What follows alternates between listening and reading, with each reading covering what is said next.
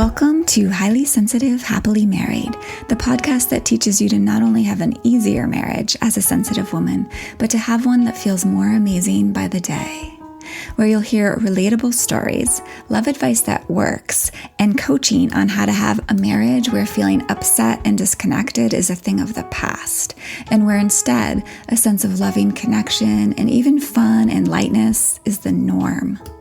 I'm Hannah Brooks, highly sensitive person, love expert, and marriage coach, and I'm so happy to be on this journey with you. Welcome to episode 38, where we're going to talk about intimacy, physical intimacy, sexual intimacy, and this is the first time we're going to dive into this on this podcast, so I'm excited to get going on that.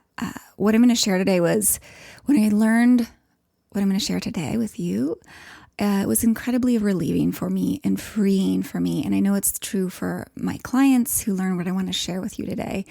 And can actually really help you if you just don't feel like having sex or being physically intimate with your partner, which is really common. And I'm going to get into that.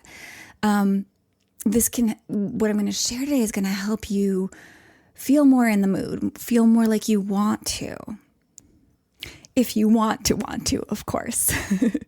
So if you or your husband is feeling like you're kind of having some struggle around you and your desire and your lack of desire, really, for physical intimacy and sex, and you feel like he or you kind of is feeling like it's a problem in your marriage, I want to offer you some ways that you can begin to fuel more of that desire and passion. One of, if not the very primary thing that distinguishes a friendship, like roommate kind of situation with our husbands from a romantic relationship or a really thriving marriage or a marriage as we imagine it to be at its glory, right, is being physically intimate with him, with our partner, right, is having sex with him from time to time or regularly, right? Now, and I want to take a moment to clarify my definition of sex. And I'm probably going to mix up using the word lovemaking and physical intimacy. It all kind of means the same thing. But for today's purposes, I want to define all of these words as anything where you're creating a sexual feeling between you, where you're touching and engaging sexually. So it doesn't have to mean actual penetration. It can just be taking time together to touch and be with each other's bodies in a loving, connecting, intimate way. Okay? So as you probably know or remember, it's really normal and common for us when we are newly together with our honey, during those first months and years of our relationship, for both partners to feel a lot of desire for each other, to naturally want to be physically intimate with each other regularly. And over the years, for that desire, for that intimacy to kind of diminish. Now, there's a lot here about hormones and the way we're relating to each other and thinking about each other in those early times that fuels this passion and this desire for each other, for connecting in this physical way, right? But I see this a lot with my clients, is that over time, and it's really common for us as women to lose that desire somewhat, for that desire to diminish somewhat or a whole lot over time. And this can also happen with men, so it's not just women, but I think it's more common with women. And so if that's you, right, if you feel like sex isn't something you have much energy for or interest in, or you're never or very rarely in the mood for it, or you still do engage in sexual activity with your husband because you know he really wants it, but you actually feel kind of burdened or resentful about it, or it's just really not interesting to you. What I want you to know right off the bat here is that nothing is wrong with you. Nothing's going wrong, and it's very normal. And it doesn't have to stay that way. You absolutely can start to enjoy that physical intimacy and look forward to it again and really make it a feature of your relationship again that you and your man both really deeply enjoy a lot again, okay? So I also want to add this. It's so important. I want to be really clear here that if your interest is low in sex right now, it doesn't mean that you don't love your partner. It doesn't mean there's something wrong with the relationship or you're not attracted to him or he's lost his attractiveness, right? Please don't make it mean all of this. That you'll never feel attracted again, that you'll never desire him again, that you have to resign yourself to never being and enjoying intimacy ever again, or that you have to move on and find it elsewhere. Please don't, interpret this like low desire that you feel these days to mean any of that stuff. Okay, because most likely all that's really going on here for you is you don't fully understand your physiology and how to work with it to feel that attraction, desire, and enjoy lovemaking again. This is something, surprise, surprise, if you've been listening to my podcast for a while, that actually starts in you and you have total sway over. You just probably don't understand how to yet. Okay, and that's what I want to share a little bit about today is I want to teach you or shed light on 3 really important things about human and especially women's physiology when it comes to sex that can either turn on your desire or turn off your desire, right? I think it can be a fun metaphor here, and I've heard it taught this way that things that actually turn on your sexual brakes, right? Like you're pressing down on the brakes, so you're stopping the desire, or turn on the accelerator, your sexual and desire accelerator, right? Turning up desire. And today it's really just going to be the tip of the iceberg, or we're going to kind of grab a few low-hanging fruits so you can actually start feeling in the mood and start having more yummy, pleasurable sex immediately. The very first thing that I want you to understand, and the first sort of place we start putting on those sexual brakes, not on purpose, right, is when we are stressed. Stress is a major sexual brake putter-oner. It's a problem. It's a blocker of that desire. And as we've discussed before, highly sensitive people very often feel stressed.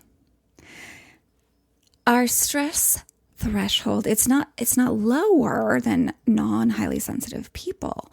It's just that we take in and process more stimulation, more information from out there in the environment, more deeply, and from the internal environment too. We're always processing so much information from inside of us, so it can kind of accumulate quicker, right? We can feel more stress quicker and often more chronically, right? Unless we are actively balancing our nervous system and reducing stress and managing our stress levels, right? Taking care of our sensitive systems, in other words. This really can be hard in our modern times, especially if you have a partner and a job and you have children or other activities that you're responsible for and engaged in, right? It can be so easy to take on so much in these modern times and take in so much, like if you just like look at the news ever, right? So we're inundated with things that can be very stressful to our systems. And depending on how we take care of ourselves around that, we're very likely to have a lot of stress in our lives as highly sensitive people. Now, there's a lot of science on this I'm not going to go into, but in a very simplified way, stress kills desire. stress is really the body feeling unsafe, the nervous system activated.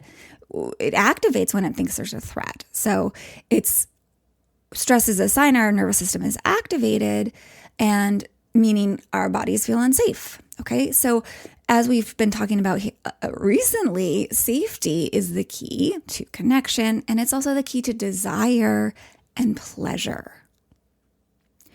Right? And the thing about your body and your brain is that they always prioritize surviving over thriving or pleasure, right? So first order of business is always going to be survival. So if your body feels stressed, it's experiencing that as a threat, right? It's experiencing a lot of things as a threat out there. It's overstimulated, and it experiences all of that as a threat to its survival, right? So any interest in pleasure is going to go out the window, right? The brakes are going to go on to connection and thriving and love and pleasure, right? So again, stress kills desire. And it does the same with connection and pleasure. So another way of saying that is stress short circuits the physiology of desire for most people. There's some exceptions here, but for the majority of us. And, every day, for the majority of highly sensitive people, our days can feel somewhat stressful. So no wonder at the end of the day, you don't feel in the mood. You don't feel desire, right? You don't feel like you want to jump into the sack with your man, even if he wants it, right? And then if he wants it, then you feel guilty, right? And now you're adding even more stress to your system. Or maybe you think there's something wrong with you. Now you're adding more stress to your system. So now you're even less in the mood, right? Does that sound familiar? I know to some of you it does. All right. So that's one thing I really want you to keep in mind here. And I'm going to jump into some ways to handle this and eliminate this as a major problem in a little bit. But I want to tell you the next challenge of our physiology. And this is really cool. This is my favorite thing. So the next thing I really want you to understand is the difference between responsive desire and spontaneous desire. This was like major insight for me when I learned this. The challenge is that we've actually been conditioned to think about desire as something that's spontaneous. That's what's been portrayed to us. That's what we've been conditioned to think desire is. And it is one of the ways that we humans experience desire, and it's actually called spontaneous desire. Right? It's about 80% of men experience it this way, and what it's like is it just kind of just appears in their bodies, right? As if they see, and I'm saying them, but it can apply to you too. It can apply to all humans. Is if we see something that we think is sexy, if we see, our husband walk into the room and we're just suddenly hit with this flooding of eagerness for physical intimacy. We would want to jump his bones, right? Or if he sees an erotic image, bam, desire and urge for sex is ignited, right? That's spontaneous desire. And 80% of men experience this kind of desire as the norm, right? But listen, only 15% of women have this as the norm, this spontaneous desire, right? But the thing is, we've all internalized this as the way humans feel desire, right? Because, our understandings about sex, this is a whole other thing, but just a little note here, our understandings about sex as a society, what most of us has learned, what we've mostly been taught, has trickled down through the male sort of patriarchal lens about how all sorts of things about sex, not through the woman's real experience, real women's actual experiences, but maybe more like what men think our experience is, or what they wish our experience was, or what their experience is, right? So luckily, thank goodness, that's all changing. But I want to tell you what the truth is that's going to be really relieving for you, which is for women, the vast majority of us, about 70%, have what's called responsive desire.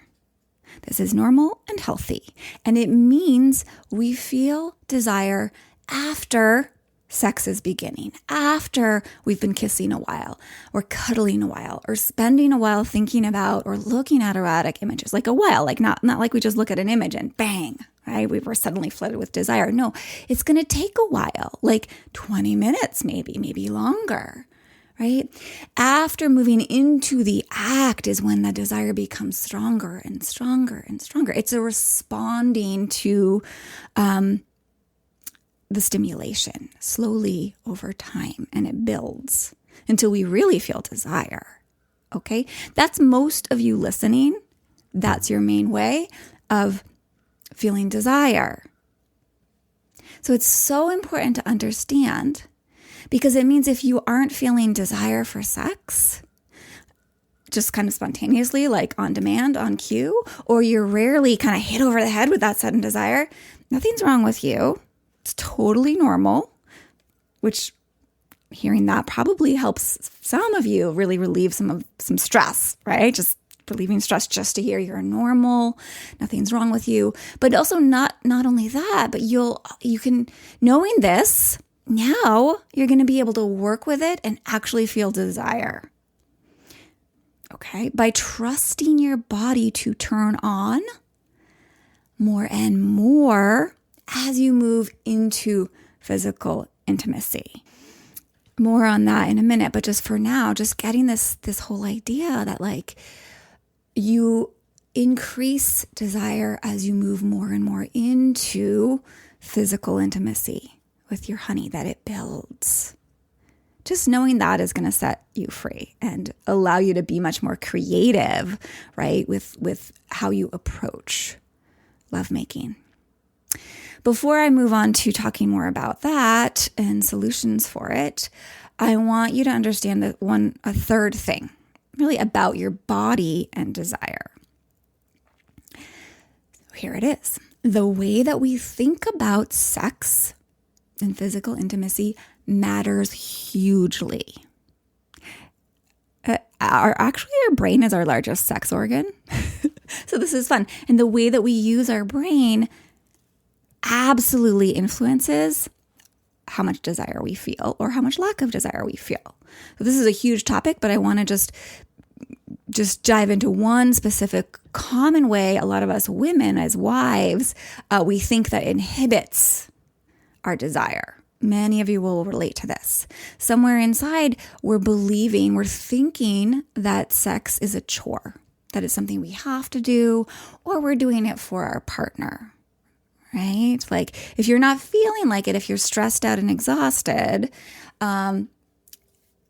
you're not going to feel like it. And so you might start to take it on because it's something that will, your partner likes, and it's part of what you're supposed to do in a marriage and all of that stuff, right? But in your mind, you're telling yourself you have to, or you're just doing it for him, or it's just kind of a chore, one of those things you just have to check off the list, right? And I will guarantee you that this will never, this way of thinking about it will never generate authentic desire in your body. It will never have you excited and ready for pleasure in that intimacy, right?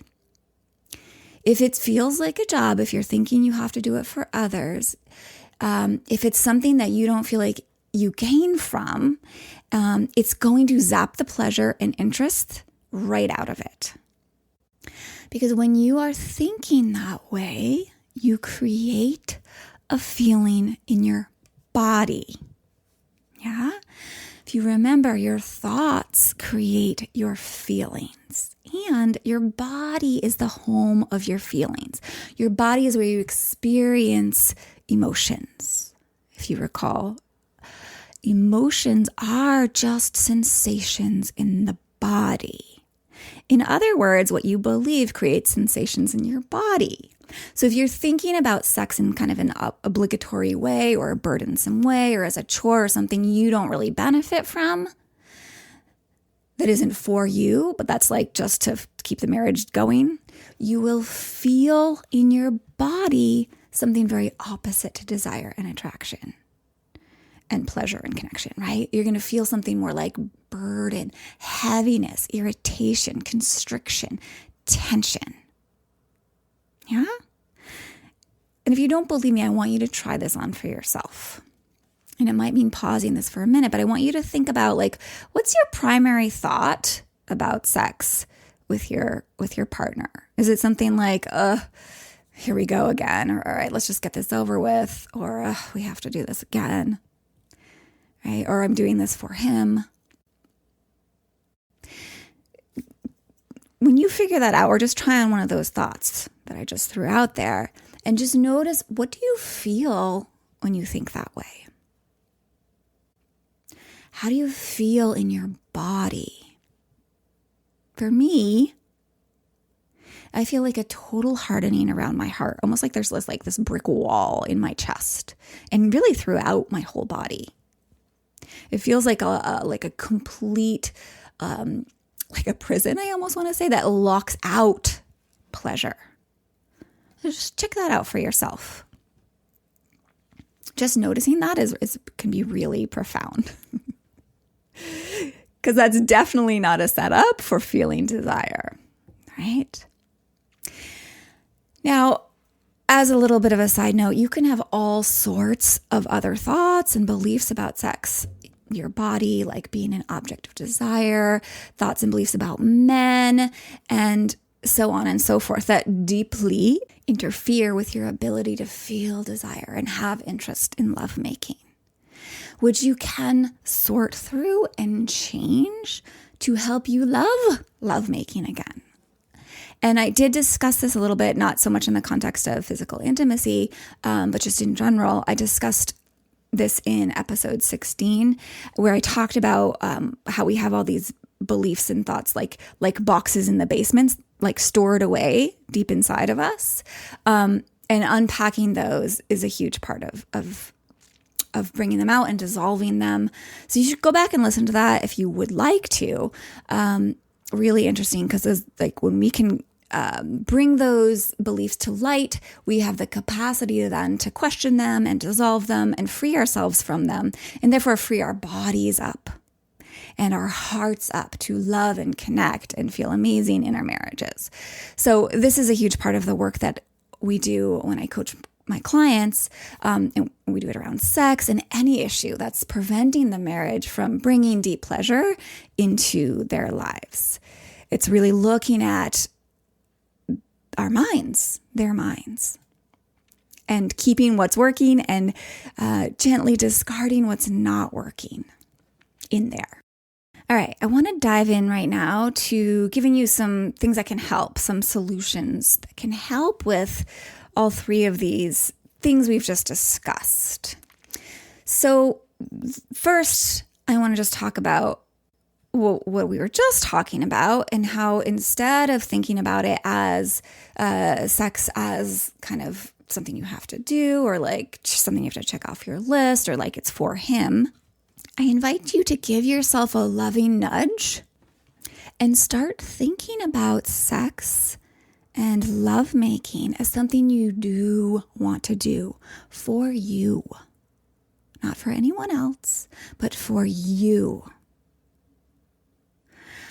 That was a big change point for me when I started seeing, oh, wait a second, I'm not doing this for him or for our relationship or because I just think I have to. No, I'm doing this for me because I want to, and it brings me pleasure, right? When you think about it this way, it will create more enthusiasm, more passion, and actually more desire, right? When you see how it is for you, you will want to do it more.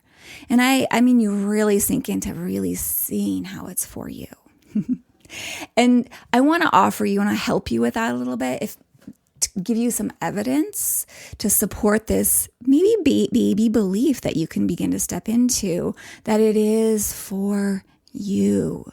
It's a gift to yourself to make love to your man. All right. So first really simple one is it feels amazing, right? It just feels really good, especially as you teach your partner what feels good to you and you learn to really receive his touch and the pleasure that he gives and really attune to the pleasure that it brings. Okay. Sort of simple, feels good, right? It also actually increases feel-good hormones like oxytocin, which is like just really feels so good in your system and is good for you to have those hormones circulating through your body.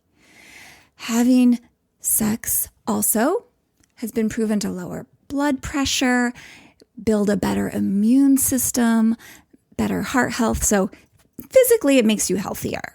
Right? It also increases your self-esteem and has you feeling better about yourself and more confident in who you are, which is amazing just in and of itself. Okay. And you get to feel desired and desirable, right? Which just feels so good. It feels so good to feel like that. And you get to experience this connection with your honey. You get more intimacy and closeness with your partner. And you get to know that your hubby's feeling so good and you have the power to bring that to him. It's a nice feeling to know that our loved one deeply enjoys us and that we can bring this deep pleasure to them. Not a bad thing to know and to feel. It also decreases depression and anxiety. And it actually is an immediate natural pain reliever. Sex is pretty cool, huh? And it helps us sleep better. Not a bad thing, and contributes to overall stress reduction, both physiologically and emotionally, right? That's a lot in and of itself. And on top of that, it actually hardwires in more resiliency into our beings, into ourselves, which means it increases our ability to bounce back from hard times in our marriage, in our lives, right? Because what's happening here when we're having sex that we really enjoy, we're literally dedicating more brain structure, more neural structure to the capacity to feel pleasure and connection and all the good stuff, right? We're literally building more of that into our actual physiology so that when we do have hard times or challenges in our lives, it's much easier to come back to all the good stuff, the good feelings, the pleasure, the connection, and just really just feeling balanced and good in our lives. Because we just have easier access to it because it's built in. Make sense? It also increases our creativity. It's kind fascinating, but the gray matter in our brains is like what sort of divides the two brain sides of the brain, the two hemispheres of the brain. That's actually increased, which is good because it increases the connectivity between the two sides of the brain. So it's sort of in a simplified way, sex can make you smarter and able to integrate more ideas and more things out there and express ourselves better and reach our creative potentials quicker and more effectively, right? So, and again, I'm just going to bring it back. The other thing is just it simply brings more connection and closeness, which is so many of us as highly sensitive women, it's like what we most want in life. We love that connection. We love love, right? And for many men, this is important, sex is actually the doorway to emotional connection. So it brings that, like by engaging in sex, it allows you to open the doorway in your man to that emotional connection that you love so much. So it brings you that juicy, deep, intimate emotional connection that you want. All right. So we can now see how sex is for your deep benefit, for the things that you love and care about and that really matter to you. So as you see that more, that's that understanding, that knowledge is going to help your body, mind to feel safer, to move towards that and enjoy it way more. This brings me to sharing some solutions for dealing with this stress thing that puts on the sexual brakes, and this, and how to work with our responsive desire. Okay. So really what's key here is inviting the body back into a state of I am safe, right? So it simply means if you are not in the mood a lot for sex and you want to be, it's time to get better at managing and preventing stress in your life. All right? Because again, we don't want to be feeling angry or stressed out. As women, we're not going to want sex. We're not going to have good sex if we do from that place, right? So when you're not stressed, when your nervous system feels mostly safe, it's a doorway to connection and desire and pleasure. So really, this is like a simple sort of strategy to deal with this is, for one, work with your stress, manage your stress in general. Really key. The mind, body, heart slump kind of earlier in my podcast, that was an episode that's key. Go back and listen to that. That will make a big difference in your sex life if you apply everything I talk about there. And when you are going to have sex, make sure you have a warm up period. Actually plan when you're going to have sex. This is key. This can be so amazing. And I'm not going to go into why, other than what it allows you to do is like, okay, we're going to make love on Saturday night. Like, have that in your mind. And then make sure that that day you spend a bunch of time like decompressing, relaxing, going and having lots of fun. Like my husband and I love to go on hikes. That's an amazing way for me to decompress and feel relaxed and wash off any stress residue. Right? And then either in addition or kind of can be its own thing, or instead of, I should say, you can also have a warm-up period before you actually make love. So maybe it's like 20 minutes by yourself where you're decompressing, where you could be meditating. It could be doing deep breathing or giving yourself a little massage or dancing to a couple really yummy songs and moving your hips and really just getting in your body, like shaking the stress out and getting in your body. And you can even start moving in a sensual way. Like this is going to bring your body back to a state where it welcomes pleasure and it might even start to build up a little bit of that responsive desire. And of course, you don't need to go be by yourself, but I found that that is really helpful for those of us who are easily stressed, is to spend some time alone and then invite honeyman in. Now, of course, he can just help either way, either in that transition place, or you can invite him in. And one actual way that he can help you out this is kind of fun, is to ask him to enact what I call the 24-hour foreplay rule. It can be emotional foreplay and physical foreplay. Foreplay. That sounded weird for some reason. It can be like actually connecting on purpose.